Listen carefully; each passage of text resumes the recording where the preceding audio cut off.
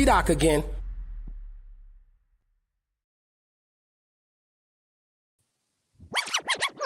One, two. I am the dominating fresh kid Ice. And I am the brother Marquise, your brother. And introducing to you on the two turntables, The Trench DJ, Mr. Mix. Word.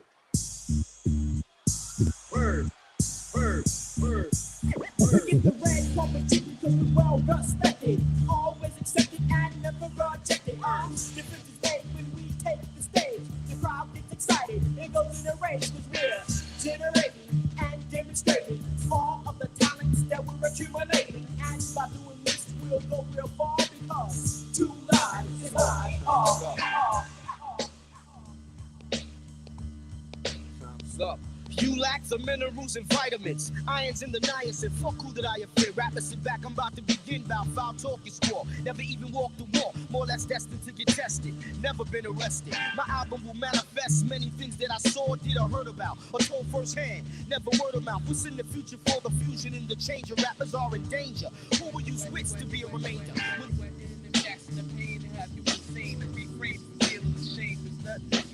I remember back in the days of September, she was in the center begging to make all of them famous people the secret. She had a nigga, he couldn't keep her, she was special. The queen of my dreams, queen of pleasure. I guess you gave me blessing too before you met the essence who didn't fest. So let me guess about shit that was stressing you. You got me open like a 40 in the cipher. The type of girl that wrecked your world, even if you liked her. Like the time I took my whole check and blew it in sacks with fabric. It was bad, she told me not to do it, screw it. For all the great days, I can't escape ways. You make me feel so I stay blazed and flooded. All I ever wanted was what I hunted for true love. But when I found it, I shouldn't have fronted. This is like forever. This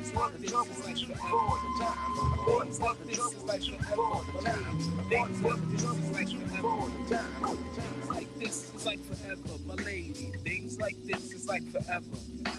Things like this is like forever, my lady. Things like this is like forever. Time together was short and sweet, unique, whatever we could do before struck two was on you and never. Did you get out of line at Monster Fine? I did it. You didn't set it. You knew all along I was designed to wed it. I gave praise and raise in summertime. Out to find I was blind and blind, but didn't want to rhyme. 9 times out of 10, I still pretend to be sad and all my enemies glad the industry. First to be bad times to good times. And they ain't even the good times. With the group on good mind. I was in another time, place in space, non-space with they. Go see the doctor. Well, if that isn't a proper introduction, I don't know what is. I'm glad you picked up on it. Yeah, thank you. And thank you for spinning music while I ran to the facilities. That's what I'm here for, C-Doc.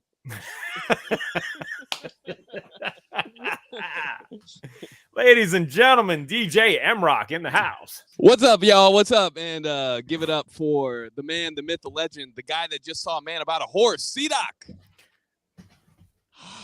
I need some applause sounds or something. Yeah, we need to trigger that.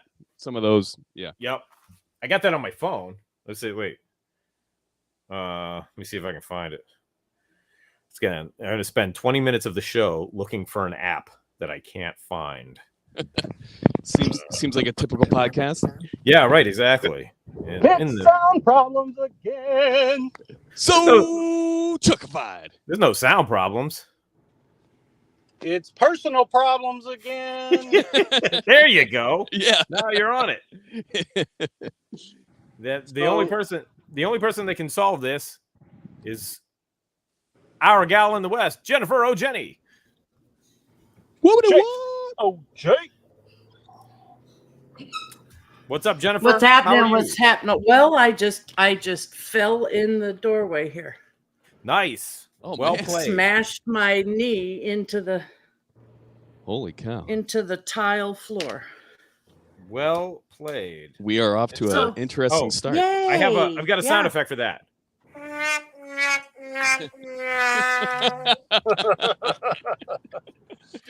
Perfect. Jennifer, you need to be careful. At your age, you fall and break a hip, it's over. That's right. Who are we going to get to host the show? There we go. Oh. I love these high-tech sound effects. I know, right? From my phone to the microphone. So how about that? Ooh, I like it. poetry. So, Chuckified, are you doing a Joe Fatal run right now? I am. Right. I just came back from fishing. I got to fill up my wife's truck, and then I'll be on the live stream at home. Right. Excellent. CM says, Right. "What, another pizza run for Chuck?" Oh, Nah, good old CM. You can always count on CM for some jokes. got to get some while you're out and about, you know. Yeah. Hollywood in the house. What up, yo? What up, Hollywood? Hollywood. Bring Noah. Hopefully you got my email.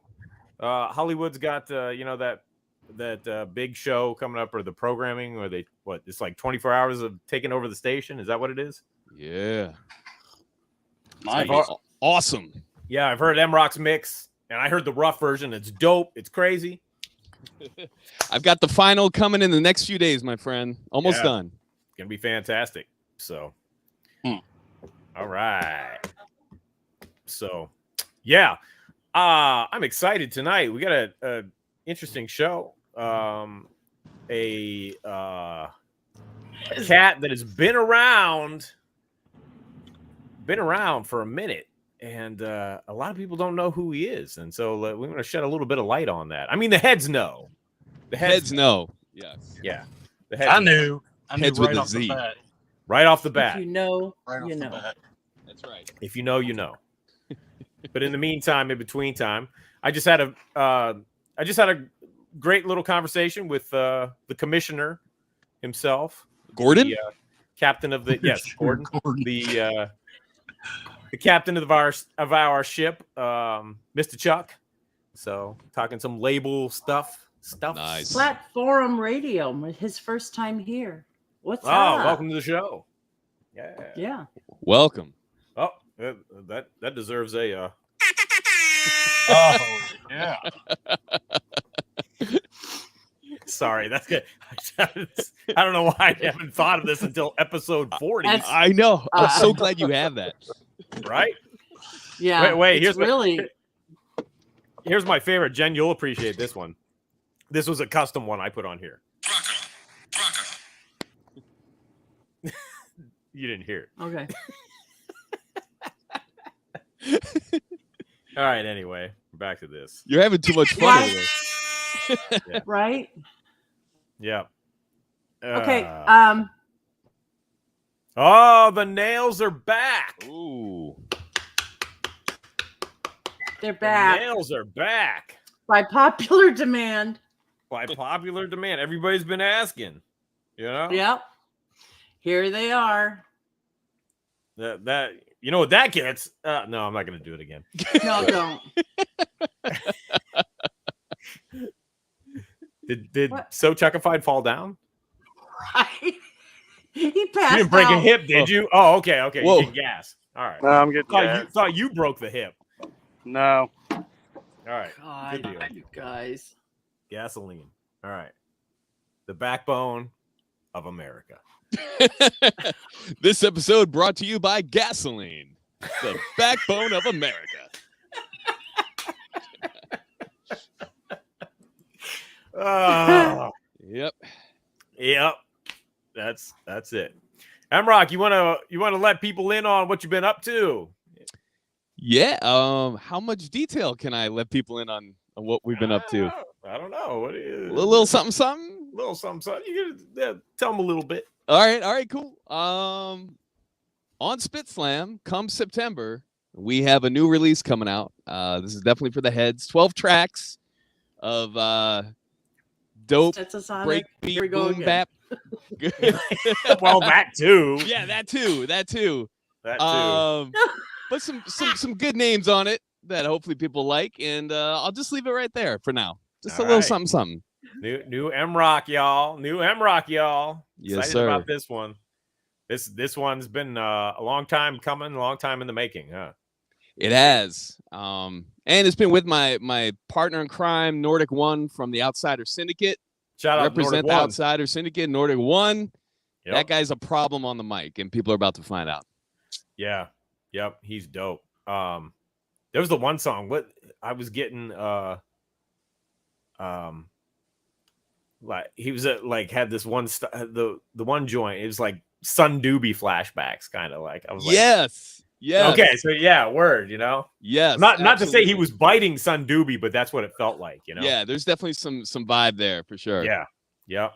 Evil petting zoo in the house. Yeah, so no, I'm excited for everybody to hear it, man. You did the damn thing, worked your ass off on it. I know that's where you've been the past couple weeks. That's why you haven't been on the show, because you've been sir. diligently mixing. Diligently, yep. And hopefully it's worth it. And thank you so much for everything you've been doing to help me make it a reality. So appreciate it, man. It's definitely it takes a village to make good hip hop. Nah, man. Glad I could help. Glad I could contribute, you know, and get it across the finish line. So I'm excited about that. Jennifer, I scheduled it today for not even September. What was the date we gave it? 26th. August 26th, new Stetson Sonic single. I was just hearing it's been a long time in the making. It's been that sounded too. very familiar. Right? Yeah, exactly. Yep. New Stetson Sonic single coming August 26th. New Stetson Sonic. Holy crap. Yep. Stop now, the presses. If we could just get him to finish the album. Well, if we could just get everybody well and out of the hospital and yes. Yeah. Bobby, shout out to Bobby Simmons, who is shout doing out well, to Bobby right? Simmons. Clear up the confusion. He's okay, right? We have not lost Bobby. All right. Yep. We're gonna let the people know. That's right. Let the people know. Yes, he's doing okay. I'm gonna do a little trivia here for you. Okay. Getting diesel fuel. Do you all want to take a guess as to how much it took to fill up Jennifer's truck? Ooh, diesel fuel in Kentucky. And how many gallons is the truck? About 32. Oh shit! But it wasn't completely empty, but it was close. Sorry, did you make the century mark? Right. It's an arm and a leg. Wow. Literally. Did you have to drop off one of the kids as payment? Yeah, exactly. Yeah. Well, I'll tell you how much it is. So it's so expensive. Somebody at the pump here. There you go. It's so expensive that it cut off before it would fill my tank. Oh. Wow. So 125 bones. God damn. And that was with $1 off with my Kroger points. Nice. Well, shout out to Kroger. This episode is brought to you by Kroger Points. Kroger points and get your Kroger points now. And Sprite. Sprite. Save on groceries and Sprite in Kentucky. Obey your thirst. Kroger. Yeah. Yeah. You know, Sprite's getting ready to change their bottles. They're not going to use green anymore. Oh. Because they can't recycle as much, so they're going to go to clear bottles, which I think is nice corporate social responsibility there. Yeah, exactly. Yeah. Sprite doing their part. I guess if you see, footage of plastic washing up on shores, right. And there's a shit ton of Sprite bottles there, you might feel slightly responsible. So shout out to Sprite. We're being such a politically correct show this evening. What? Well, since it's this morning somewhere. Since our other show was less politically correct, I figured it might be good for us to delve into those topics. To get into that. This is not even politically correct. This is just being responsible. Responsible artisans. Responsible adults. Because true. Hey, look at it this way. We're gonna be fucking dead, but my kids and their kids are gonna have to deal with the fallout of all this shit, man. Right. Yes, sir. That's what it is. So we're just being responsible citizens of planet Earth. Yeah. Right. Exactly. Well, we're trying anyway. Hey. And we're failing miserably. But that's a conversation for another day. Right. Because right now I'm going to tell you guys a little story. In 1992, when Pete Rock was like, you know, after they dropped the Shut 'Em Down remix, and it was like, oh shit, you know, Pete Rock is the man, and all this stuff is going to happen. My dude Tirade and I, anytime we were buying singles a lot, and anytime we see anything produced by Pete Rock, we grab it because it's like, yo, this is going to be dope. And I don't have the single, but I do have the CD single, and we grab this. Yeah, Let It All Hang Out by this cat, A.D.O.R. We're like, wow, what is this? And you know, okay. And then we, you know, Tyra's like, yo, you got to check this because he got the tape first. And we put it in. Yo, it was just one of those summer anthems, man. We just, you know, it was just such a dope joint. And then what happened? Well, we're going to find out tonight because I want to know, because I've wanted to know for 30 years. And we're going to bring the man himself, ladies and gentlemen, A.D.O.R.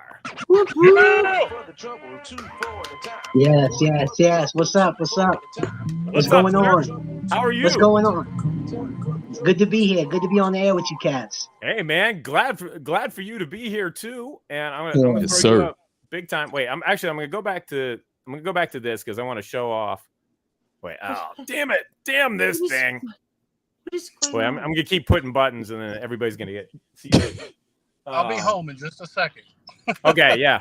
And then you can push the buttons. Yeah, so okay, real quick, I'm gonna make the show all about me because my name's in the title. And so yeah. Oh, you got Shock Frequency. I got Shock Frequency. Yes, sir. Yes, sir. Yeah. So I found That's this in like, you know, 98, I guess, right? Is that about right? Yeah. 97, like 97, 98, yeah. Okay. Yeah, I think I got it I got this around 98. And and of course I saw it. I was like, oh, you know, and it had Let It All Hang Out on it. I was like, oh, I guess the album finally came out. But then the intranet happens, and then I was like, wait, the Concrete, that's the actual album. And then, you know. Yes, that's the birth. That's the birth right there. Yeah. That is. So we're going to get into the story, and now there you are. We're going to get into the story, bro. Let's go. How did you get, now you're from Mount Vernon, right? Really, actually, I'm originally from Manhattan. I'm from Washington Heights. Okay. In Manhattan, but when I was real young, probably about 7 years old, my mom moved us up. We went up to Mount Vernon. So yeah, I'm definitely Mount Vernon. I represent the Vernon, but I definitely represent Washington Heights, Manhattan. I represent New York. You know what I'm saying? I represent New York all my life. Yeah, that's what's up. Yeah. And so I'm guessing that explains the Eddie F, the Pete Rock connection, and so on and so forth. Yeah, well, you know, to be honest with you, I was always involved in music. My father was a musician, and I love music. I just love music. My you know, it was just part of my life. And when I started getting a little older, that's really, you know, Mount Vernon is like right next to the Bronx, you know, like right next to like the Northeast Bronx and Boston Road. And, you know, I just grew up, I really did. I grew up in the streets with my boys. You know, my pops had left and my moms really couldn't handle me. So, you know, and this was when hip hop was really being built, you know, it was like early, like in the 80s, mid 80s, late 80s. And, you know, I started DJing, and then I used to take like instrumentals and I used to like rhyme over the instrumentals. And then I got DJ equipment with my mother. We didn't have a lot of money, but my mother knew my passion for my music. And she got me one Christmas. I woke up and I didn't have Techniques turntables, but I had some JVC turntables, but I had a Gemini mixer. Yeah. And my stepfather was a bass player. So he had these big PA Sun speakers, like, you know, like big concert speakers that he used to play his bass on in our apartment. You know what I'm saying? And I took all that stuff and I made my DJ equipment with it. And I used to blast the whole neighborhood from the 4th floor of my building, like rocking Salsa Smurf and rocking it. And, you know, and just Nucleus jam on it, you know. That's like Run DMC, Sucker MCs, you know, was just coming out, and people were doing the Caveman and Zulu Nation, and New York was just hip hop, and I was just all in it. So I got influenced by my environment, and I grew up with a lot of my people, my friends. I seen a lot of stuff going on in the streets, a lot of bad things, and I started just writing from there, and I started making demos on my own. And now this is like when Hev wasn't even signed, or you know, Okay. I'll Be Sure. Nobody was, Mount Vernon wasn't really on yet like that. It was starting to become like that. And Puffy had just got his internship at Uptown, and he was starting to get some real light and stuff like that. And I was shopping my music anyway. I was going downtown. I had made a demo. We made a demo in the studios down in Manhattan, and I had like 4 songs. And I was shopping them on my own. Like in the old days, you used to have to try and meet with people and, you know, get, you know, my first real love from an industry cat was actually Paradise from X-Clan. Oh yeah, word. Yeah. Shout out to Paradise. That's Yeah, he's what's up. passed away. I believe he passed away, actually. No. I just saw him the other day. Really? Yeah. Well, I thought one of them cats had passed away. I don't know. Yeah, but Professor X passed away a few years back. But So Paradise, Lumumba, that's Lumumba, right? yeah, yep. Yeah. So he was the dude with the glasses? Yes. Yeah. So I met him at a party, and I played him some of my music, and he was like, "Yo, I like this, man. You know, holla at me. You know, I'm out here in Brooklyn, la la la." And I was like, "All right, cool." But you know, nothing ever really happened to that. But then I met with my boy Scotty, who was at the parties and stuff, and we would be out. And he gave my tape to A.D.O.R. And I'll never forget this. One day, A.D.O.R. Cohen actually called my crib, and this was actually they had signed first a third base, and he told me to come down. He wanted to meet with me. And so I got down there and chopped it up with A.D.O.R. for a while. And it was a great time. You know, I was like, wow, this is A.D.O.R. Cohen. This is pretty cool. And so I know I have something. You know what I'm saying? Like, I knew I had something. Right. You know, I wasn't, and I knew I did because I know I make good music. I really do. Always have, always will. And we ended up, nothing happening with A.D.O.R., but it was a great conversation. But then one of my songs, my man, who I grew up with in my whole life, he's a real, we went to school together. Will was close with Puffy. P. Diddy, I don't know, I guess P. Puff, you know, everybody will know who he is when I say this. Right, yes. But he ended up giving Puff my demo, and I had a song on there called I Wonder Why. And it was a real cool song I made. And I actually sang a little bit in the chorus. And Puff loved it. He loved that record. He used to play it, and he had a purple like cabriolet in Mount Vernon. He was playing it. He liked it. He told me to come up to Uptown. And this is when it started getting real. I'm like, oh, okay, boom. I was around Big, you know. Actually, even funny. Like one time, I was making demos, and every time I'd go up to his office in Uptown, you know, I'd go in the back. We'd be sitting down, and Jodeci and them were in his office, and I had made this record. It was KC, JoJo, and Devontae and everybody. And I had made this record, this demo, and I was playing it for him. And this is when Puff was, you know, Puff would be mean sometimes, you know, and he'd be like, "Yo, I'm gonna play this right now for them. Tell me if this is a hit. Tell me if this is a hit." This is what he was saying, and he was asking Jodeci. You know, and now these are R&B cats. You know what I'm saying? Like, right. These are R&B cats, and my sound was never really. My sound is not a sound like New Jack Swing R&B. I'm very like panoramic, you know, soul sonic sound, you know, and that's like one of the reasons why I became on the show because, you know, in all honesty, Chuck was a big influence to me. Really, and like in everything, how I was influenced and how I wanted my energy to be, you know. Yeah. I wanted to have consciousness. I wanted to have responsibility in what I'm saying when I talk, my rhymes. I wanted to be powerful in my delivery with real passion, and I wanted my music to be sonic and like timeless, like something you could listen to at any time and you could enjoy it. You know what I mean? Like it was just the vibes that I was, and Chuck was a part of that for me. He really was an influence to me. I have to say that. That's dope. Yeah, for sure.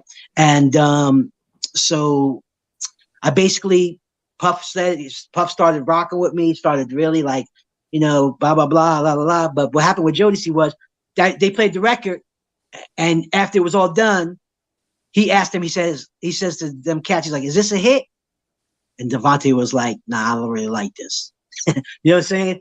And I was mad. I got so mad, because I was like, this is a good record. What's this dude saying? Like this R&B cat saying it's not a good record. You know what I'm saying? And and so it was just wild and Puff. I really got angry. And it kind of like I still love Puff and everything, but I kind of felt like he put me in a weird place. And all of a sudden, Eddie F, my boy Butt Naked Tim Dog, it was from Mount Vernon too, and he started messing with Eddie F and the Untouchables. The Untouchables, Eddie F had put together Pete and CL, and he had them signed to Elektra, and he had all the producers like Kanye West and not Kanye, but what was his name?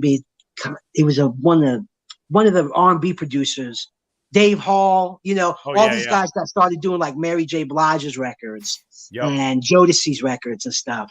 And he liked my tape too. And long story short, they offered me a production deal through Untouchables.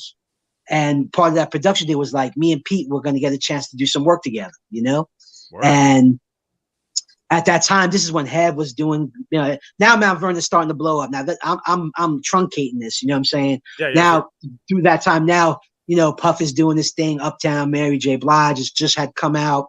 And and then all of a sudden Pete, I got a tape one day from Pete with like 8-9 tracks on it. And I started going through them. And I found, like one thing I want to say, like through all life and everything, a lot of people think that Let It All Hang Out is a Pete Rock remix. You know what I'm saying? That is not the case. That's an original A.D.O.R. Pete Rock record. You know what I'm saying? Like he produced it, I wrote to it, and we made it. It's an OG. Now Atlantic, when I don't want to get ahead of myself, but we made that record, and everybody wanted it. Like Columbia wanted it, Epic wanted it, they wanted me, and and I ended up signing with Atlantic, and it was like a major label deal. You know what I'm saying? Like, and I was excited, but I was like, wow, I hope, because I was used to like the indie labels, like for what I was making, like I wasn't really trying to be like a, you know what I'm saying? Like I wasn't really trying to be like a pop artist, but I loved being on a major label. But then I would be like, oh man, I hope this don't, I know there's a lot of money involved, but it wasn't coming straight to me anyway, because I was signed through the production deal. I had gotten some money to sign, and I was excited. I never really even cared about being rich or anything from music. I just wanted to make music. You know what I'm saying? Really. Right. So, right. So, whatever the money was, it was racks, it was G's, you know what I'm saying? I got G's, but it wasn't nothing crazy like how cats are getting today. I don't even know if all that's real, the money some of these cats be talking about they be getting in deals. I can't fathom it, I know, right? And back then, and even back then in the days when I got that budget from Atlantic, the producers were getting a lot of money for tracks. They were getting thousands, Now dudes are selling beats on, it's crazy, It's like weird. Yeah. It's weird to me, to be honest with you. But to get back to the root of what I'm saying is how I came about, which you had asked me originally, is I pursued my music, and then I met with Sylvia Rohn, and she said, we want you. We want to sign you. And I was excited. I signed to Atlantic. Now, they wanted to put Let It All Hang Out right away, because Pete and CL were doing good with Reminisce. And, and actually, it's funny. When Let It All Hang Out was out, Let It All Hang Out had just come out before the shut. I was in the Untouchables office when Pete came in with the Shut 'Em Down remix. So, I remember that. And then even my joint influenced Everlast and House of Pain to hit up Pete to get the Jump Around remix. Jump Around remix, yeah. But all that really, honestly, the House of Pain joint for real came from what I did with Let It All Hang Out with Pete. I was definitely part of that. You know what I'm saying? You can hear the similarities. No, I just think the whole concept and House of Pain saying, Pete is messing with this cat. Oh, this is a fat cat. Yeah. You know what I'm saying? Like, let's get in. And Pete was just killing it at the time. Yeah. And he's so talented. Pete is talented, bro. You know what I'm saying? Yeah. Like, he's a musician, bro. He's, you know, he's real, and he always will be real. And I always respect for what he did for me, for the record that he gave me. It changed my life. But I was a big part of that record too. You know, it wasn't just Pete. You know, Right, sure, you know, of course. you know, I got a lot of love for that record, and like I was like, I had like a real ghetto hip hop hard record. And that's when like Faking the Funk was out, and there was OC was out. You know, like there was some real records. You know, DOS Effects. Yep. You know, Redman and his prime, and I was battling some big records, and I kept climbing and climbing and climbing, and the Billboard charts when it was released. The video came out. We didn't even have an album. We didn't even have one song done when Let It All Hang Out was released. There was nothing. We were still just trying to. Okay. You know, so that's part of one of the reasons why it took some time from there. You know. Yeah. Because then there was some things behind the scenes with production and Pete and Untouchables, which isn't really my business, so I don't want to get into that stuff. Sure. But I just kept moving on. I was excited. I was flowing. And when Let It All Hang Out came out, I was one of the hottest artists in the country, yo. Like, yeah, man. that's just real talk, you know. Like when Let It All Hang Out started blowing, and then I was on MTV and I did Rap City, and then I got asked to be on Yo MTV Raps with Ed and Dre, and then the big thing was I got asked to be on In Living Color. You know what I'm saying? Like, when I got asked to be on In Living Color, and I did In Living Color, and I blew it up, I rocked it, you know, I killed it. When I came home, it was like mayhem for A.D.O.R. for A.D.O.R. Like everywhere I went, the tunnel, people was coming the street, stop their cars, jump out, yo, let me get a flick, you know, all kinds of wild stuff. And it was kind of uncomfortable for me, to be honest with you, but right. I love, you know, that's what you get. But so, you know, Let It All Hang Out was doing this thing. We started making records. I started getting jammed up with Pete, making new records. Atlantic wanted a couple more records with Pete, but he had some stuff going on with his own business that he was taking care of with Untouchables. And then I started just like, as time started going by, and then I was like, man, you know what? I just need to get this album going. I'm going to start, you know, using some of my relationships and some of the people I know and really just get on this, you know, like get this album done. It was important to me. You know, it's like I waited my whole life for this opportunity, and I wasn't going to just let it go away, because you could get lost in that sauce real fast, you know, like especially on a major label. That was the thing about major labels, you know. I'm dealing with a roster of like 200 artists, you know, Phil Collins and Led Zeppelin remaster coming in, you know what I'm saying? It's not just hip hop. It's not like Tommy Boy or, you know, or Def Jam at the time that was just concentrated on their hip hop artists. This was Atlantic Records, you know what I'm saying? Right. Like country music, blues, everything. So, and DOS was doing good, but that was on East West. I was straight up Atlantic. I was Atlantic Records. So I started, you know, Diamond D was somebody that I had known through the streets, and, you know, just through chilling and stuff. And me and D used to play chess together but, you know, chill. And, you know, we had a real good chemistry. And I was like, yo, D, you know, why don't you let's make some records, bro. You know what I'm saying? Let's make some records. And he ended up contributing big to the Concrete album. You know, he made like 4 joints on the Concrete, you know, like, and then I had gotten Ski, you know, and he ended up doing like probably one of my favorite records I ever made. It's called From the Concrete, you know, like, it's a pretty cool record, you know what I'm saying? If you listen to it, you know. And that's when Jay-Z was in the studio with me for days when we made that record. We were in Battery Studio in Queens, and Jay was there for like 2-3 days with me, just chilling with Ski. Yeah, because that was Rock Block, you know, that's Ski from Rock Block. Yeah. Yep. You know, he made From the Concrete, the single From the Concrete. And then I got together with Trackmasters, you know, and they did Here Comes the Wreck. And then we got together with K-Def and, you know, Marley Marl. And man, when I heard that One for the Trouble track, I just got so inspired, bro. You know, like I thought it was such a beautiful instrument, like a beautiful track. And when I wrote that, I had so much passion when I wrote One for the Trouble.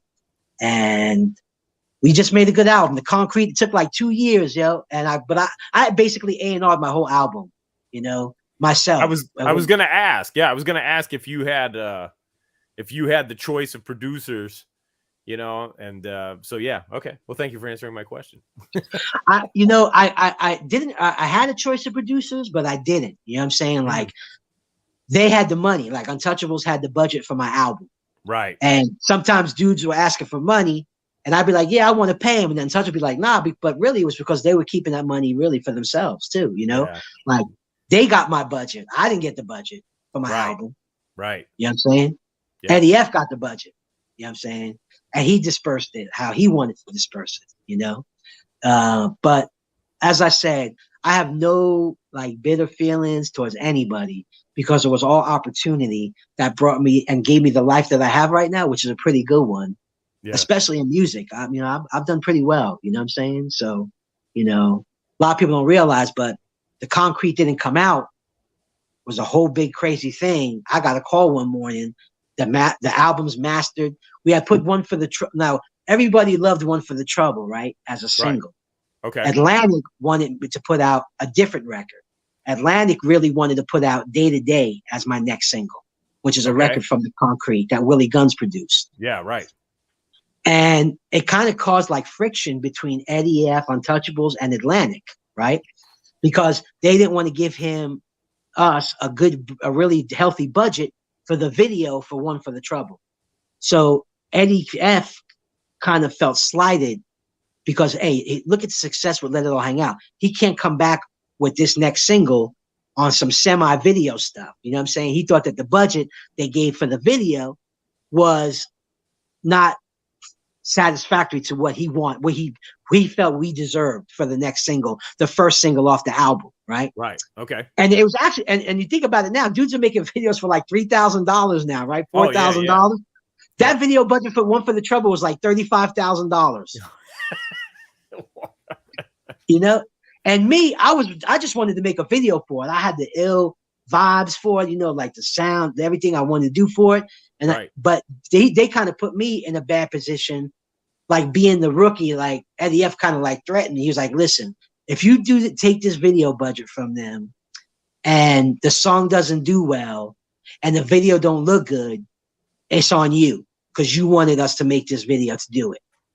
But if you listen to me, and we don't make the video, then it's on me. I got your back, and we'll go back and we'll make this better so your shit comes out properly." You know what I'm saying? Right. Okay. So I listened to him. Right. And in hindsight, it screwed me.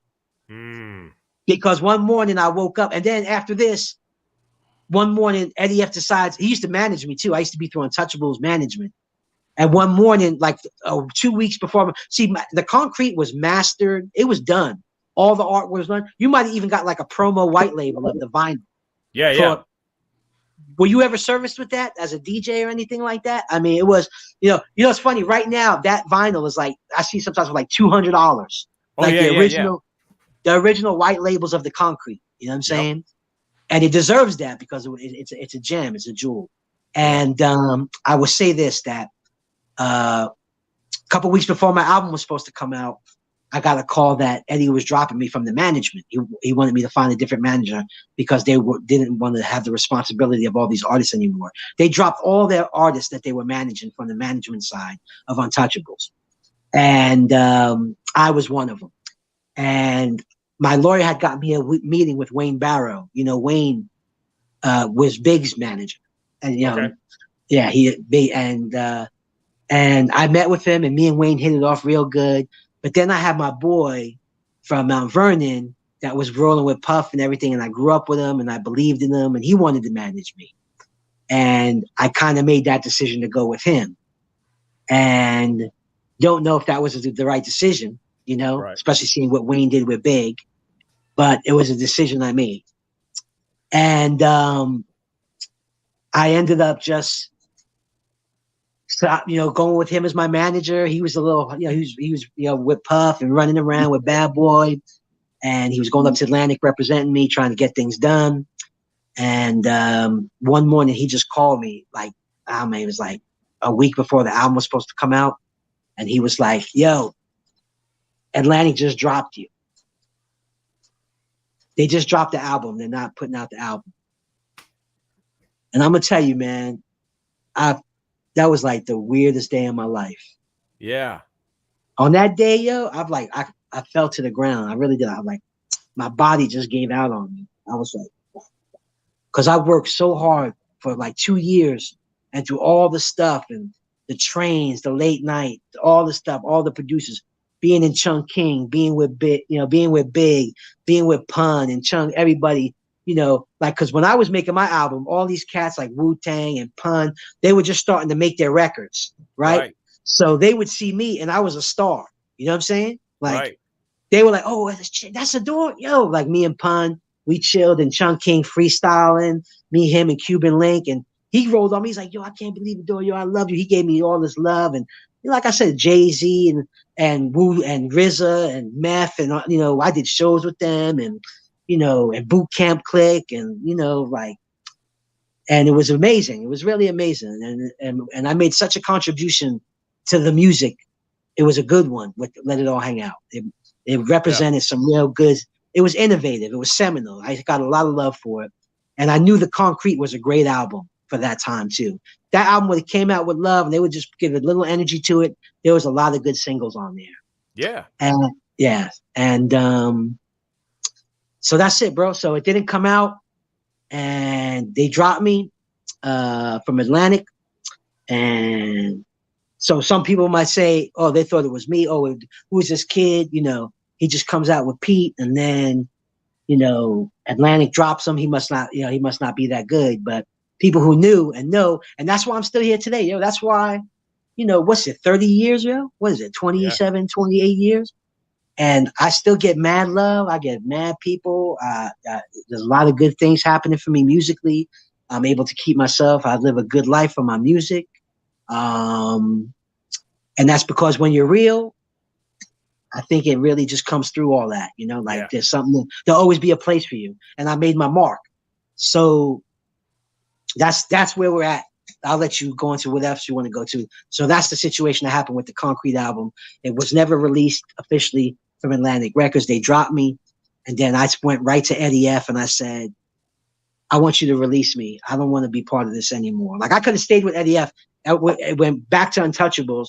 And then he probably would have got me a deal somewhere else with Arista, or he was dealing with Babyface with LaFace Records at the time and stuff. I was just done. You know what I'm saying? Yeah. I was just like, I didn't even know what to do from there. I was just like, it was a weird time for me. So I just had to make some changes from there. So for that segue, you could speak on, I guess, right? You tell me what you want to talk about. But they gave you your masters back, right? Now later, like just recently, I've been able to work things out with that. You know what I'm saying? Okay. And that's the reason why that this is why one of the reasons why I'm starting to push again right now is because the Concrete just got released digitally for the first time ever, Yeah. In its entirety, and it has some bonus tracks on it, and because a lot of my music was never on Spotify. Like so many people will be like, yeah, why is Let It All Hang Out, not on Spotify, what is that, But one thing I want to say though, I want to go back to One for the Trouble because One for the Trouble actually changed my life much more than Let It All Hang Out did from a music standpoint. Let It All Hang Out was huge and it was great for me. But I'm so happy that we chose One for the Trouble and I was able to get that record out as a single. Like if I didn't stay on my grind and finish an A&R my album with my guy Kevin Woodley at Atlantic directly, my album would have been dropped before it was even completed. You know what I'm saying? Yep. So One for the Trouble would have never even came out. And One for the Trouble came out, and it was a great record. K-Def love it. Hip-hop people love it. People love One for the Trouble. I get so much love, and people tell me how much, even now they play it all the time. It means so much to them.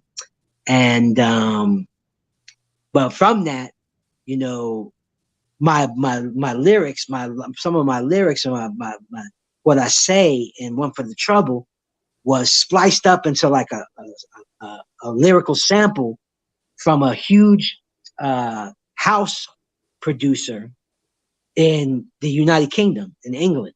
His name was Wild Child. And he did this thing called Renegade Master. And one day I was sleeping. This was like, my deal was over with Atlantic. I'm figuring out what I want to do. I'm thinking about starting my own indie label. I'm meeting with people. I actually, you know, I don't know if you know him. You remember a cat named Mel Ice? Any of you guys know Mel Ice? He was a DJ for King Sun. Oh, okay. I know who you're talking about. Yeah. He did some work with King Sun, Mel Ice. Well, Mel Ice became an A&R at New Tribe Virgin Records. Okay. Remember when New Tribe Virgin was really starting to put out some quality artists? Like, Yep. They were starting to put out some real good hip hop in the 90s, right? Yep. So when Mel found out that I got dropped from Atlantic, he hollered at this girl I was talking to that he knew. And he said, yo, I want you to get A.D.O.R to come and meet with me. I want to meet with him. So I met with Mel, and he wanted to sign me to New Tribe. Like, I was going to come out on New Tribe Virgin, like after Atlantic. And we started putting all together. And God, you know, God rest his soul, he ended up dying, you know? Like, wow. He died on some crazy, like he got a blood clot in his spine. Something weird happened. And rest in peace, you know, he actually passed away. Yeah.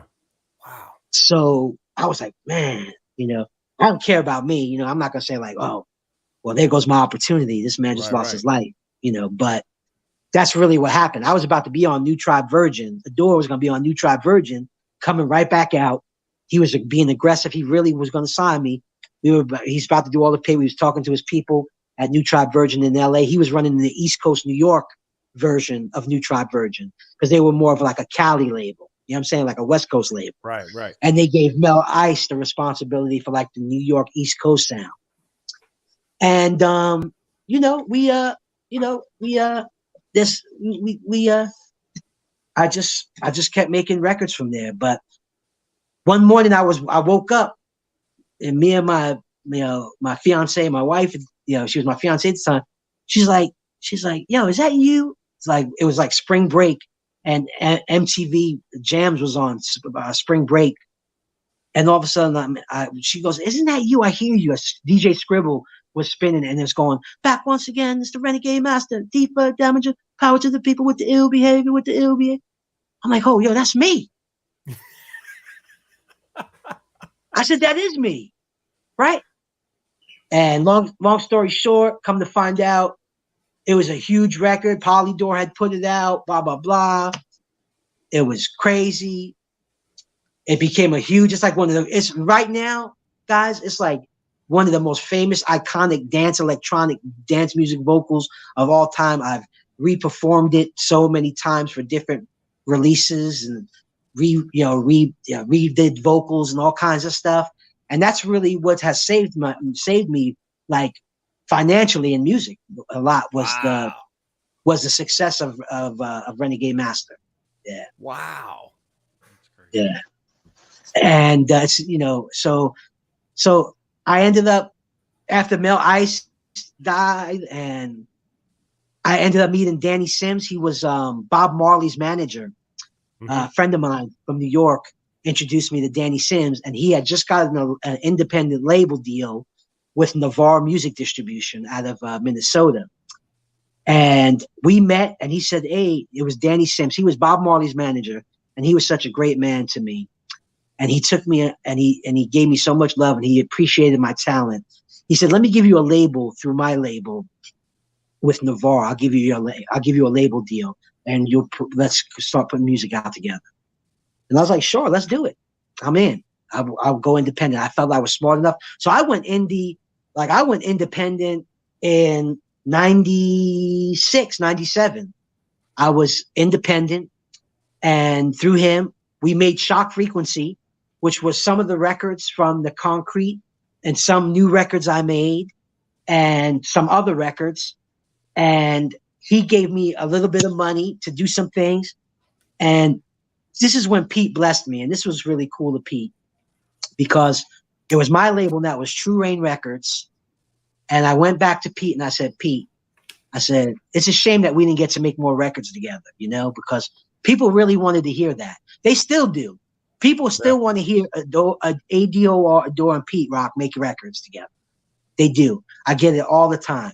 And there's been times he's reached out to me here and there, and then we we don't connect, and we all have lives. Our lives change so much as we go, and you get families and all kinds of things change, and that's especially happened for me. But I ended up asking Pete, like, Pete, I don't got a lot of money, but can we make a record? I want to make a record with you for my new album that's going to come out on my own label, True Rain Records, through Danny Sims and Anansi. And Pete blessed me. He said, yeah, let's do it. So wasn't that much money. I gave him, I think like a G, and then we went to Green Street Studios in the Village, and we made the record called Enter the Center. Yep. So Enter the Center is another A.D.O.R Pete Rock joint that was cool. It's a cool record, man. It really is. It rocks. And I made a video for it, right? They gave me a little video budget for it. I made a fat video for it, and it came out. And now this is on my label now. We put it out, and I started getting a lot of love, bro. It was getting radio play. I got on MTV. The video was on MTV, and this is through True Rain Records. Now this is my label now, right? And that's when we put out Shock Frequency, and I was really proud of it, man. We got Shock Frequency out there. It was doing great. The vinyl of Shock Frequency sold mad. It sold like 8,000 pieces off the rip. Wow. Right, like 8,000 vinyl albums.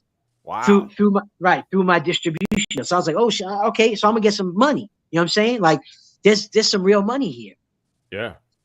But me trying to be the big, I was trying to do. I have my man. He had a group. So now that I have the label, once you get a label, everybody wants you to put them out, right? Right. People that been with me, yo, I got these cats, blah, blah. But my one man, Splash, he did have a group, and he was really deeply invested in them. They were called Nappy Red and Filthy Rich. And he was like, he had a whole album. He had made the whole album. He brought me the album done. I knew he had money to back them. He said, yo, give me a distribution deal through you. Let's do a partnership on this label, on this album, Nappy Red and Filthy Rich. Put it out through your label. I'll support the marketing. We'll put it out. You just give me like an imprint through True Rain. I was like, all right, deal. Let's do it. I said, I'm down. Long story short, guys, I had all this money in the pipeline I had made with Shock Frequency on the vinyl, and the album was selling. These cats, I manufactured maybe about $10,000 worth of products, CDs, vinyl, 12-inch vinyl, all through my manufacturing distribution deal. You know what I'm saying? Mm-hmm. I didn't pay for this up front. It's through my label deal. But you always got to pay the labels back for everything that they put out. These cats end up kidnapping a producer in Harlem he thought they would try to steal their music, their production equipment. They kidnapped this cat. They have him up in an apartment in Harlem, tied up in an apartment. The dude escapes, goes out the fire. He escapes. He gets away, right? He gets away.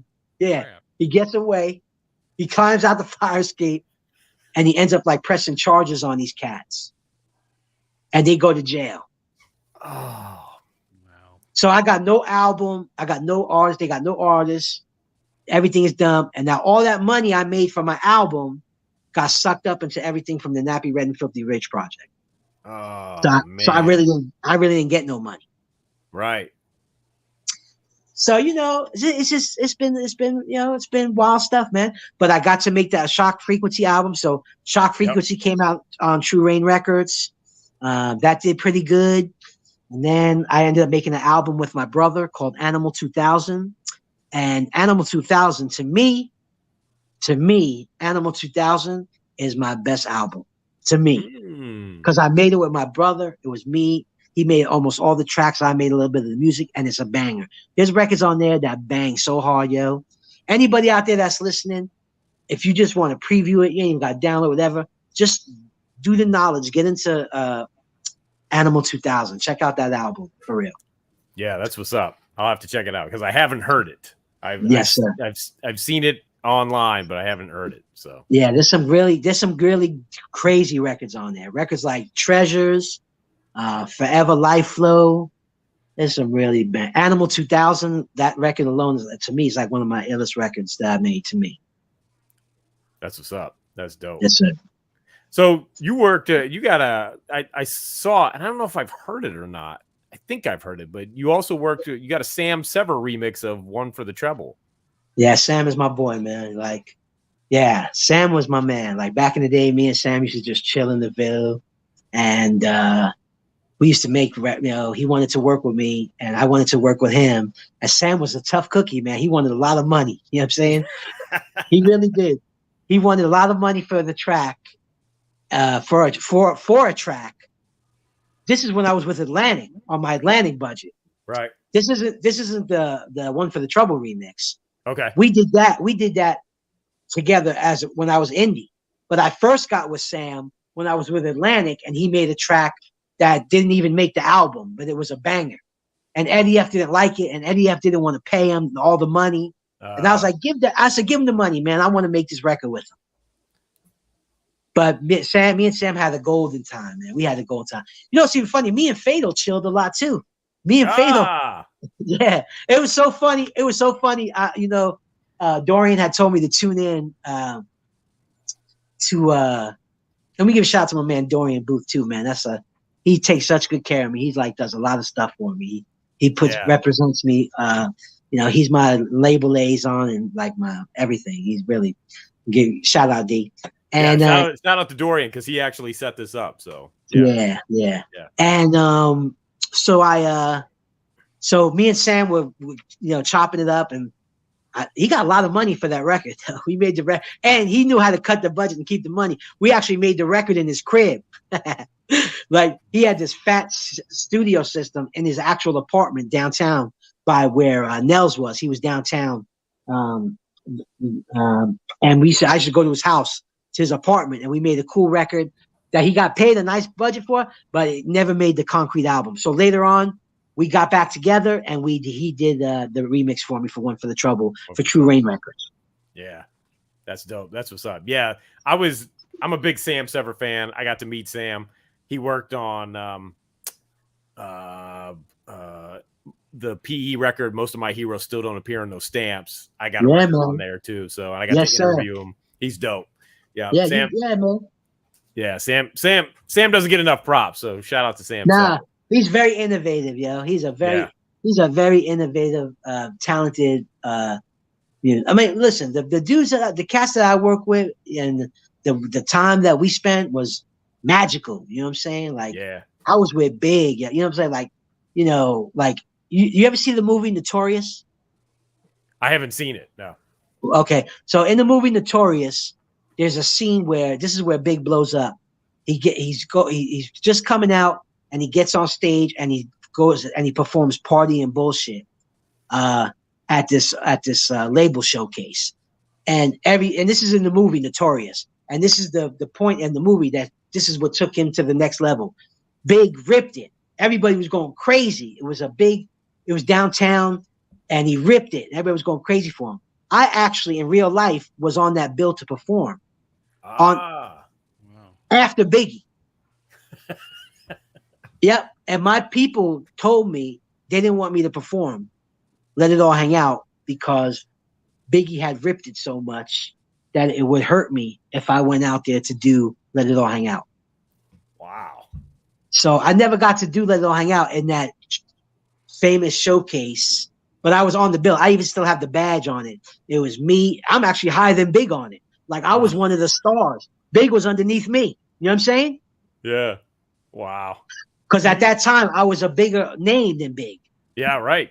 Right. Do you regret not doing that? Do I what? Do you regret not doing it?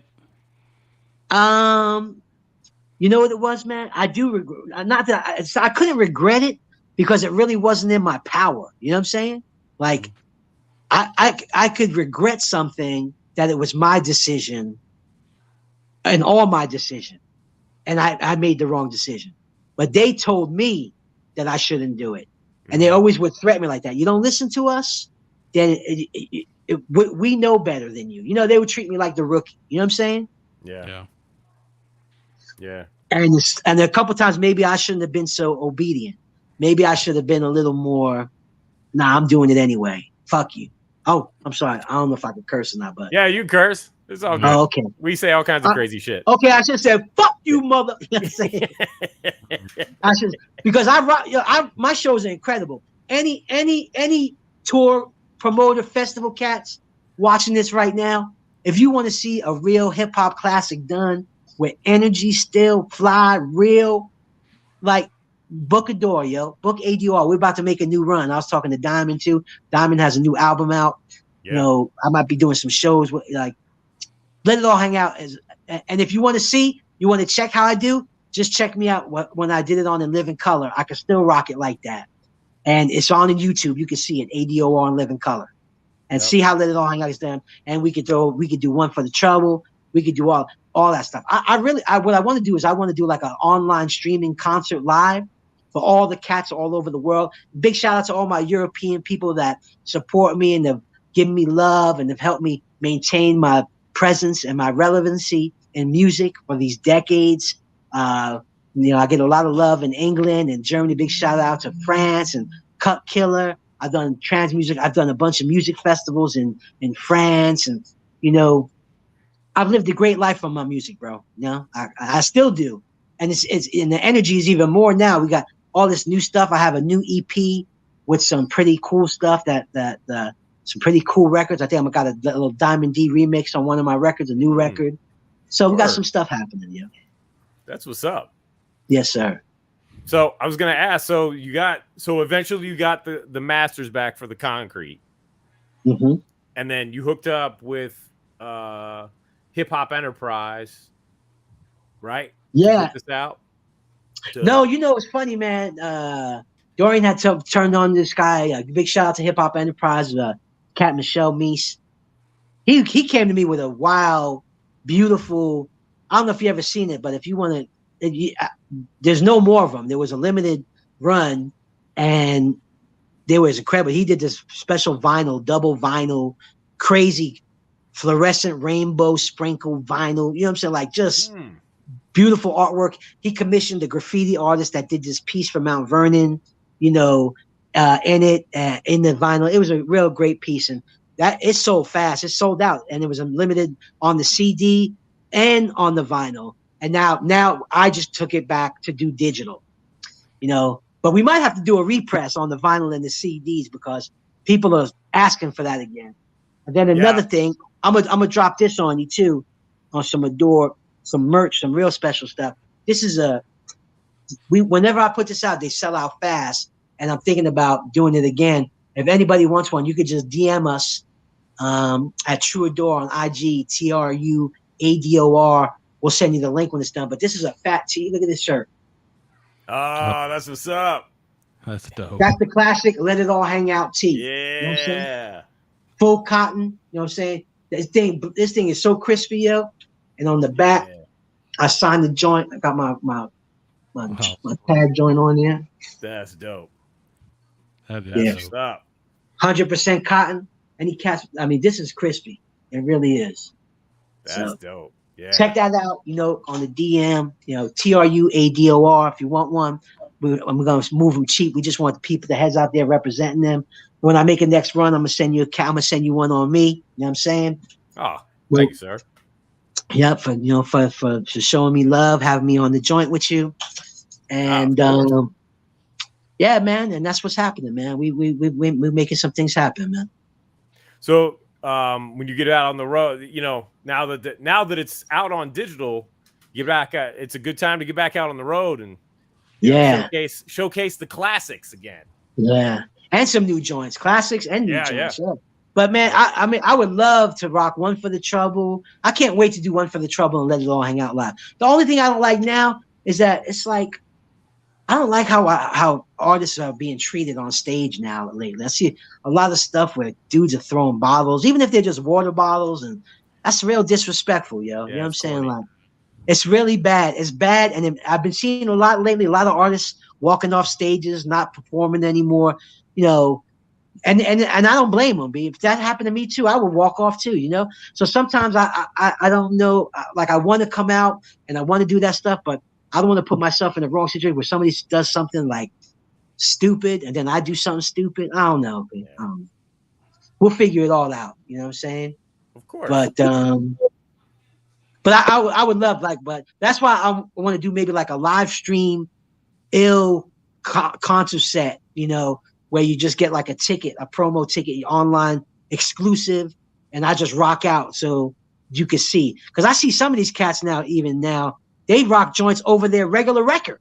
They're just singing over their record. What is that shit? Milli Vanilli shit. How the fuck are you just gonna sing? That's not even karaoke. That's just like, right. and cats don't even sing no more. They don't even perform. They just stand on stage. They play their record and they do little dance moves. You know what I'm saying? Yep. It's wild. It's a whole different time, man. But they get like 90 million. But they get like 90 million for the show. And some Bitcoin. 90 million and some crypto. Which isn't worth anything anymore. Yeah, not anymore, huh? Yeah, believe me, I lost on that too, man. I was trying to impress a girl one night. I met this fly girl I was talking to, and she was like, "Yeah, get some crypto. I'm getting some crypto. Get some crypto with me." She's like, "I want you to be my referral, so I could get like free $50 in crypto." I'm like, "All right, baby, let me show you what I'm about to do." Ding, ding, ding, ding, ding. I bought a couple, you know what I'm saying? Little couple racks on some. Just to be trying, you know what I'm saying? Played myself again. I regret that one. That one. That's all me. It's all right. Congratulations, A.D.O.R played himself. Yeah, we all got played on the crypto, so it's all good.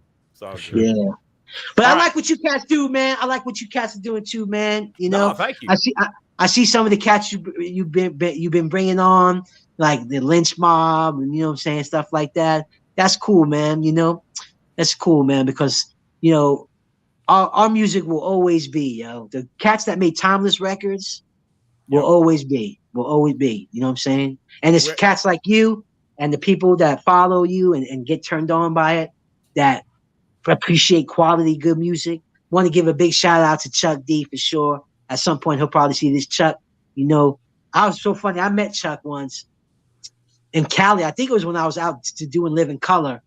I was online to go into, it was like House of Blues. There was some kind of something was going on, and Chuck came up on the line. He was out there, and we met, and he knew who I was, and I got to take a picture with him, man. And that was a real moment for me, because he truly was an inspiration to me. No joke, no cap. Yeah. No, that's dope. I sent him the link. I know he was doing another podcast. That's cool. Stream right now, but if he's off that one, maybe he'll jump in. Whatever. He don't have to. He definitely, he was definitely part of the A.D.O.R vibe when I was first coming out. Like even though thing like A.D.O.R, another dimension of rhythm, a dialogue of realism, a declaration of revolution, against discrimination of races, all that stuff. The conscious side of my music and that energy was influenced by what Chuck was doing, what Public Enemy was doing with their platform, with the music. You know what I'm saying? Like hip hop had a lot of meaning. You know what I'm saying? It was part of a movement. It was a real part of culture. I like the new music. Some of the new cats, I like some of this new stuff. I really don't even gonna lie. Some of it, I like the dance and all that stuff. I'm with that. I'm not like hating on, but some of it is real. The thing that is the worst part though is just the production. There's no more. Yeah. It's hard to find like classic production anymore. Yeah. You'll always remember a Dwick record, a Premier record, a Pete Rock record, right? Bomb Squad record, one of the records you made. Those records will always have fans. But a lot of these new records, you'll never know. You'll never know, like you'll never want to remember that. Like people don't even have to make vinyl anymore because there's no cool instrumentals. Once in a while, some of the boom bap cats are still putting out cool joints, but you know what I'm talking about. Yes. Yep. Yeah. Exactly. So let's clarify something real quick. That you mentioned at the top, I think it was just so Let It All Hang Out. Yeah. Is a Pete Rock original, but on the single it said Pete Rock remix. Is that just the longer version? Boom. That's just Atlantic. That was Atlantic's angle to enhance what a Pete Rock remix value was at the time. Right. There was a Pete Rock Pete Rock remix to Shut 'Em Down. There was a Pete Rock remix to Jump Around. There was a Pete Rock remix to DOS Effects. Just right. Yeah. Just right. a Man, But Just a Man. Right. But all of those records came because of Let It All Hang Out. Now I wouldn't say Chuck's did. You know what I'm saying? Public Enemies, but Let It All Hang Out had come out first. But the Atlantic was using the label Pete Rock remix on my record. It was just like a 30-second longer version is the Pete Rock remix. Okay. The instrumental plays a little longer. Yes. And there it is, folks. Now we know the mystery is clear. Yeah. Hit the horn. Hit your horn. Hit your little horn. Let's bring it up. Because a lot of people always think that that's a Pete Rock remix. Right. There it is. Let It All Hang Out is an OG A.D.O.R. Pete Rock jewel. Classic. Yep. There it is. Now you know this right here. You heard it first. It's E.D.O.R. again. Yes, sir. I'm thank you for setting the record straight. I always figured that's what it was, but I wanted to hear it straight from the man himself. So yes, sir. Well, now you got it. Yes. All right. So Chuckified, you were gonna ask a question? Oh no, I was just adding on when y'all were talking about the new music. I mean, they're just doing it for they're doing it for a different reason. Yes. It's all about the streams, it's all about the money, and back in the heyday, it was about the music. The production, the lyrics, everything that we love about it. Nobody's really doing that now. Kind of sucks. There's still some cats that are dropping some real jewels though.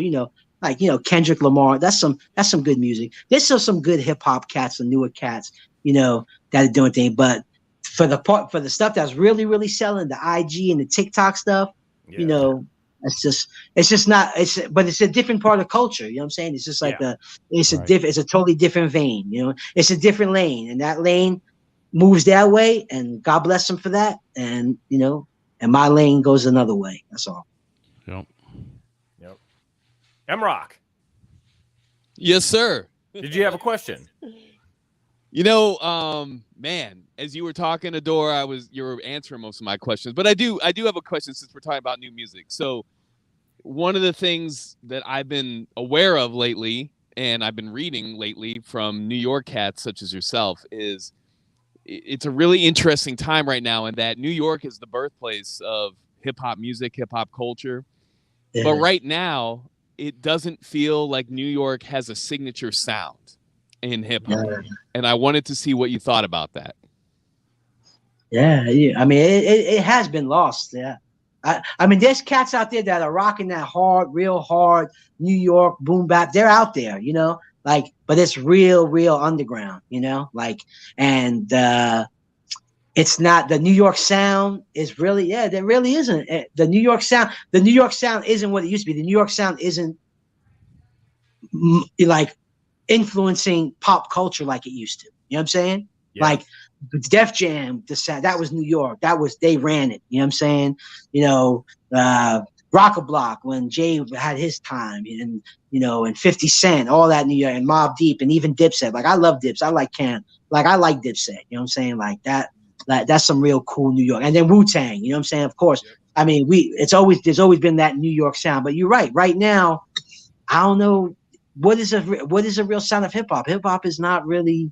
I don't know what it's at. I can't explain it. It's just you got a bunch of different people making music from different platforms. And we don't have a New York sound. Yeah. Yep. I had seen that too, M-Rock. So that was cool you brought that up. I saw that the other day. But cats are still spitting though. Like, I mean, yes. The New York MCs are the illest. I don't know what it is. If it's the way we're raised, our intellect. I don't know what it is, but and even like Philly cats, like East Coast cats and West Coast, but Kendrick, there's dudes that can spit. Dudes in the South too, man. There's some cats that can really flip it, and that's what I embrace. Like I embrace the whole movement. Mm-hmm. And there's always going to be bad, but I can never be mad because this music has given me a great life. Do you still God bless. do you still write when you're doing songwriting? What's your process like? Is it you need the beat first, or do you write lyrics on you get a concept and just write some lyrics? I'll be honest with you, man. For me, like it just comes. Like it'll come slowly. Like sometimes I'll make a record in like a month. You know what I'm saying? Like a piece will come, and it's weird about me. It's like I never forget it. Like I never write nothing down. I never write. Even my albums, like there's no lyric sheets for any of those real albums. I would never really write nothing down. It was always in my head, and I could remember things. But then there's been sometimes where I said some real fly shit, some real swift, some real ding. You know what I'm saying? And then I forget it. Like a month later, I'll remember it, and then I'll just get like that short-term weed memory loss or something. Like that happens to people. That's and you just forget blank, but your keys are right in your pocket still. You know what I'm saying? And then the lyric will pop, and then the lyrics will pop back up on you. But I make I have some new records, man. I got a bang. I got like 2 official heat bangers that I'm gonna be coming out with soon for sure. That's what's up. Yeah. We got a timeline yet, or not? Yeah, I'm trying. Listen, I'll be honest with you, and I'm gonna reiterate this again. I'm trying to get on some shows, man. I'm trying to do some festivals. I'm trying to any promoters book hip hop festivals. Reach out to us, TRU A.D.O.R on IG. I don't come with a big entourage, pretty simple, but I really want to get out there in front of the people and rock the classics for sure, and rock some new joints. I really want to do that. That's where my passion is. And I want to put out this new material. That's like the whole step is we finally got from the concrete out to be digital. Right. So I'm promoting this now. Then I want to do, like I really do, man. I want to do like an online. I think I'm going to do this an online private set for people to see. Yeah, like like even if it's in like a small venue or like even like a hall or something that I take out and just with ill lights. I just want to do my songs for the people. And you could like online, you could get like a ticket code. It'll be cheap too. I ain't really trying to bank people for crazy money, like $10 ticket or something. And I'm gonna rock like 6 or 7 joints. I'm gonna do that, Yeah, that's what's up. Hey, M-Rock, A.D.O.R, if you ever get out to Chicago. Yeah, M-Rock's I got a place for you, bro. I definitely have a place, and they can do the concert in VR and everything, man. It'll be crazy. For real?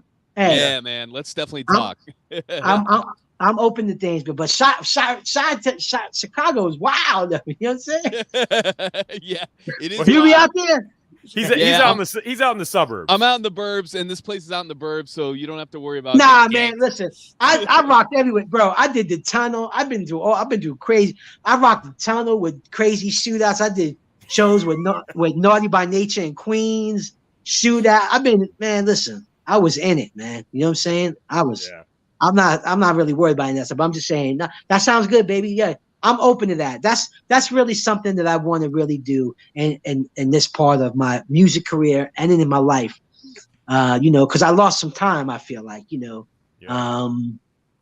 and I'm still vibrant, you know what I'm saying? I'm still rocking, you know what I'm saying? And I want to give the people that. And I know there's a lot of people that would love to see me rock Let It All Hang Out live. You know what I'm saying? Oh, yeah. Heck yeah. That would love to see me rock One for the Trouble live. You know what I'm saying? Like, yeah. Yeah, man. Let's go. Yeah. Hey, dope. Yeah. I also wanted to. Here's another thing I want to say about the reissue of this too. I want to give you mad props for restoring the original artwork because I'm big on preservation. Yeah. Hip hop preservation, album preservation, and those details matter. Those details matter, man. This like when I got this, I was so thrilled. I'm like, this, because that's how it was supposed to be. Yeah, that's I don't know if you know what it is, but the picture, the photography from the Concrete album is from Dan Hastings. I figured, man, it looks like Dan's work. Yep. Yeah, that's Dan. That's Dan. Dan was my man. We made some Yep. great. We did some magical photo shoots together. Yeah, but really, my favorite album cover, the illest album cover I have, is my Shock Frequency album cover. Oh You know what I'm saying? That is just. That's when I had grill. I had my grills in that joint. Yeah. You know what I'm saying? Yep. You know, That's like what's up. I got people hitting me up now talking about they see watching me and stuff like that. You know what I'm saying? All the like say, hey man, what's going on? I want that shirt. You know what I'm saying? But I want that shirt for free. You know what I'm saying? Yeah, right. No, but that was the Daniel Hastings, but the Shock Frequency album cover is like my favorite one, you know, and of all of my album covers. But you know, I have a couple albums, man. You know, True Rain, we put some joints out there. You know, I had the album Signature of the Ill, which was a great. I made that album in California, in my studio out in California that my father had built with me out there, and I got Animal 2000. And then I did a True Jewels and videotape, which would have been a great. I don't even want to talk about all my label situations that went bad, you know, through my independent label situations for these records and these CDs that I put out in midstream, like just people stopped distributing CDs. Like I was with MS Distribution and I had like 10,000 pre-orders of my album. And then all of a sudden they decided that they're not going to distribute music anymore. Oh, Just when I had like a purchase order, I have like a PO of like 10,000 albums. You know what I'm saying? Right. You know, but you know what? Like, I'm telling you guys, I swear, when I was young, I'll never forget this day. I was down in the village, right around Washington Square Park. I was down there with my man, and we were right around where where everybody plays the basketball games down there in the village. That little basketball court. It's pretty famous. And you cats know what I'm talking about? Yeah, I think I've seen it in the movies. Yep. And TV and stuff. Yeah. So I was chilling in that park, and I think Aguilar. I was talking to. I know Aguilar. I don't know him, but I know his name. You ever heard of him?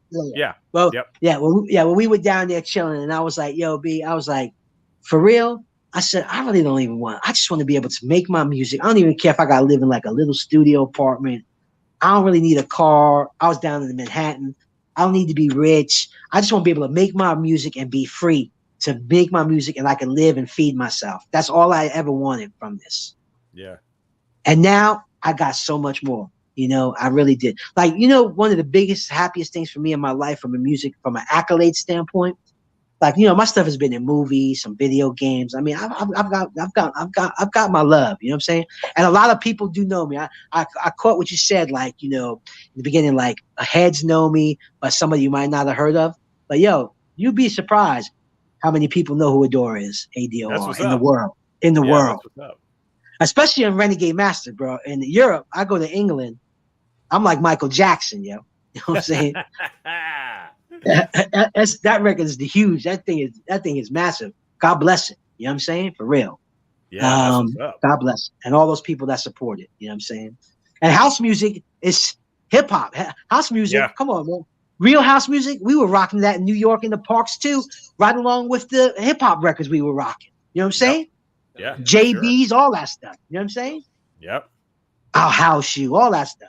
And you got a lot of cats doing like house tracks and EDM now, hip hop. You know what I'm saying? It's wow, yo. And I was one of the innovators of that. Like me and Lord Finesse. You know what I'm saying? Lord Finesse, Fatboy Slim took Lord Finesse, and Fatboy Slim took mine too. Yeah. You know, Fatboy Slim did the version of Renegade Master that really blew up. You know what I'm saying? Like the guy who originally did it, he ended up dying, and he had a heart attack in the studio. Wow. After that record came out and it was blowing up, it was on top of the pops. It made the UK charts, like the top 10.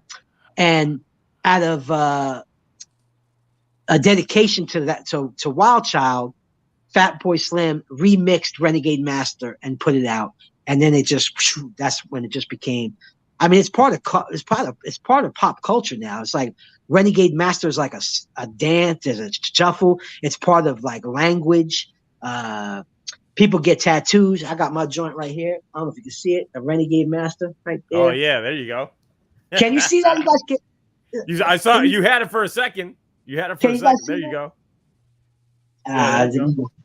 You know, but So I'm happy, man. I'm happy, man. I'm feeling good, yo.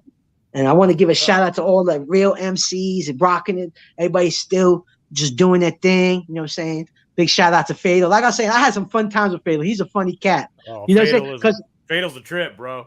hey, I hung out with. He came to I went to his crib. He was at my crib. We hung out for like 4 or 5, like a week, where he was just getting into East West. So I was on Atlantic, and they were like, "Yo, there's this other cat that's kind of like you, but not like you. That's gonna get signed to East West." You know what I'm saying? It was funny. Yeah. Yeah. That's what's up. Shout out to Joe Fatal. No, Fatal be like, "Oh yeah, I remember A.D.O.R." I'm talking about like, it's been through crazy stuff. But you know what? I wanted to say this though. What I was going to tell you guys, like my biggest accolade, I kind of went a little bit, off. But Mount Vernon, where I'm from, where I grew up, is a pretty magical city, and I'm very proud of it. And growing up there, a lot of great friends. My childhood was incredible. We were out in the streets. We had a great time, right? We lit it up. But a lot of very famous people are from Mount Vernon, New York. Like it's only 4 square miles, so 4 square miles, right? And you got people like Dick Clark is from Mount Vernon. Art Carney is from Mount Vernon. E.B. White, the author of Charlotte's Web, is from Mount Vernon. Denzel Washington is from Mount Vernon. Puff Daddy is from Mount Vernon. Albie Shore is from Mount Vernon. Heavy D is from Mount Vernon. I mean, this is one. Felicia Ayers Allen. It's just amazing. Michael Imperioli from The Sopranos. Yeah. Actually, I grew up with him. Like I was close with him, growing up with him my whole life. Christopher Moltisanti actually his brother just hit me up on the text. He's watching this interview right now. Oh, that's what's up. Yeah, big shout out John Imperioli and Michael Imperioli. You know what I'm saying? But so all these people, all these cats are from Mount Vernon. I'm saying this because, when you go to the Wikipedia for Mount Vernon, it has all these different categories, right? And one of the categories is notable people. And when you open it up, you see all these people and all these names. And Captain Lou Albano, there's a lot of people, bro. Even DMX he was from Mount Vernon. Like he was born, there. And, Ken Singleton, all the basketball players, the Williams brothers, Rodney and Scooter McRae. So when you go to notable people, or you see all these people, I made the list. Yeah. I'm on it. You know what I'm saying? That's what's up. I'm on it. That's what's up. Get that phone out. Yep. And that means, yeah. And that means a lot to me for my legacy. You know what I'm saying? Because that will always be. Yeah. Yeah, man. Definitely. That's what's up. That is what's up, bro. All right. Any other questions for A.D.O.R? All right. Well, thank you, sir, for taking the time to come through the show. Yes, sir. Yes, sir. Yeah, man, we're gonna now that I'm in touch with you, with you guys, and anything comes that we find our way, we will definitely keep you in mind because we're always trying to, because we work with a lot of different. Let me tell you something. There's a good vein for that. There's some artists, the hip hop, the New York East Coast, the throw, all that, the classic joints. Yep. There's platforms for that. That could be its own festival. You know what I'm saying? That could be its own cool thing, and it could be successful. So, if you guys ever get the plug for that, and somebody wants A.D.O.R, and somebody wants somebody to rock a real legendary hip hop classic couple joints, and a real New York real hip hop artist that's gonna give you some real energy, come and get your man A.D.O.R, yo. Find me. Yes, sir. We will definitely keep you in the mix, bro. So no doubt. Thank you so much. Great to actually big shout out to everyone, yo. You know what I'm saying? Yeah. Thank you, homie. Yep. One love. Right. Yep. All right. Peace. Peace, brother. Yep. All right. And there it is. So chuckified in the blue. Look at that. Oh, yeah. Ladies and gentlemen, A.D.O.R. There. Dope cat, man. There it is. Jennifer, you all right? Men's amends. That was the men's amends. Didn't expect you to come back. Thought you were gonna run to the hospital. I thought you hit that first alert that you have hanging around your neck. Yeah. I've fallen and I've broken my hip. Shut I am worried. Broke your hip? Hip. Oh. God. No, my ankle is about this big, and my knee is about that big. Ah, jeez. And you tripped coming in the room to get on the show?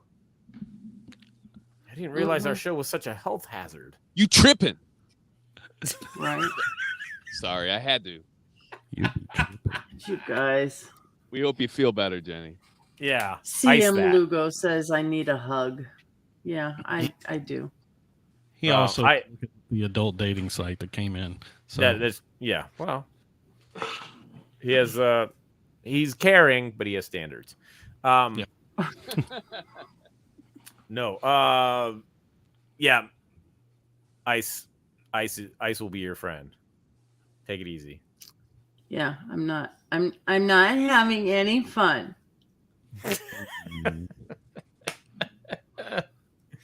That's all right, because everyone else is.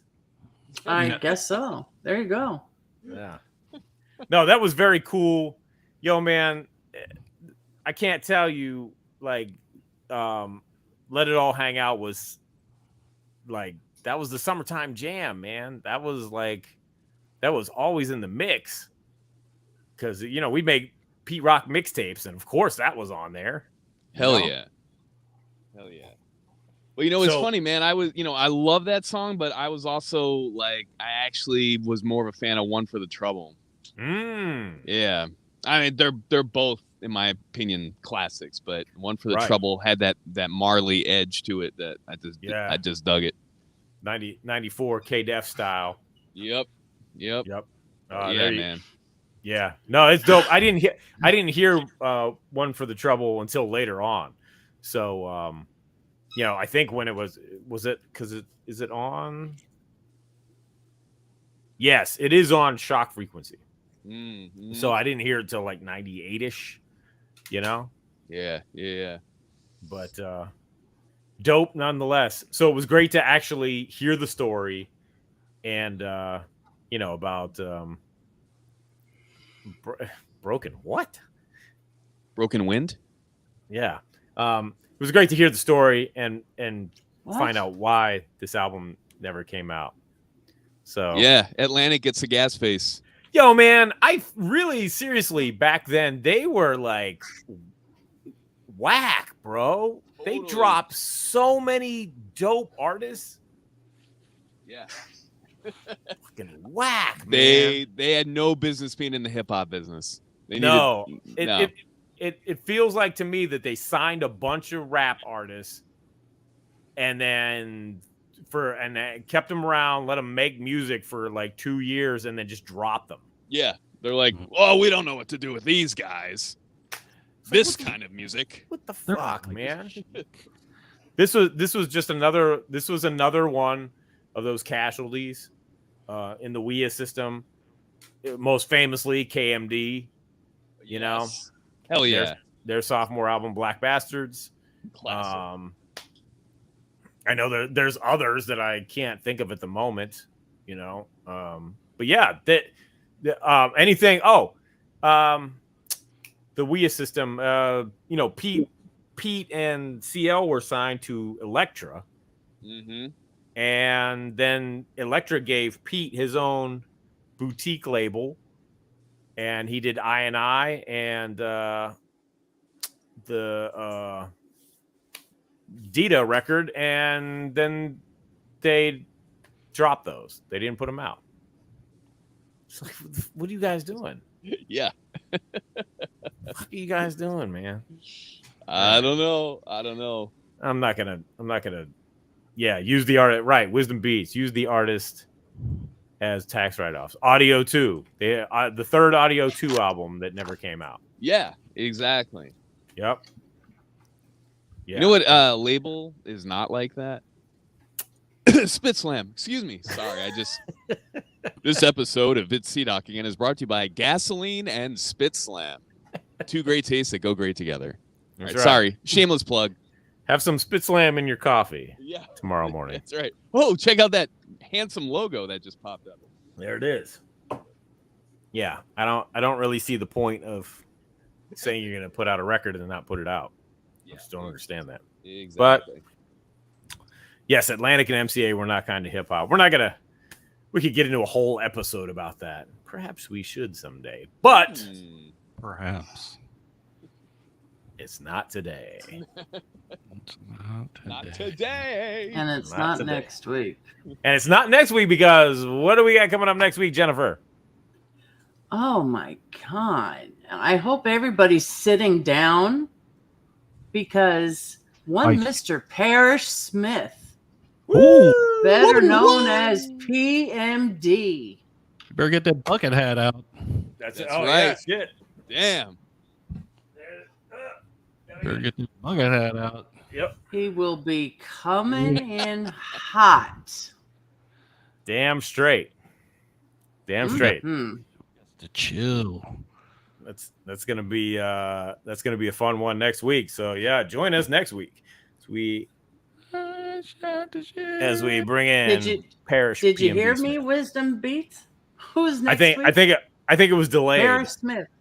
Yeah, I think it was delayed. So Parrish Smith. Nice. it's the P. Mm-hmm. I'm the PEEMDEE. And one thing I hate is a biting MC. So there it is. Next week on It's C-Doc again. That duo gets to have DJ Scratch as their DJ. I mean, come on. It doesn't get any better. Yo, man, seriously. Yeah, right? it's like, yeah, holy cow. Awesome. Can't wait. And they had Kayla Boss on the first album, which he was dope too. Yeah, this is true. You know? But Scratch. Whew. The Scratch. Yep. So we'll be talking about that and more next week on It's C-Doc again. Yeah. So, well, hide your kids and hide your wife. I was like, oh, it's C-Doc again. Yeah, exactly. All right, gang. Well, it's been another excellent show. Thanks to everybody for joining us, and thanks to everyone watching on the replay. And we will see you again next week. Peace.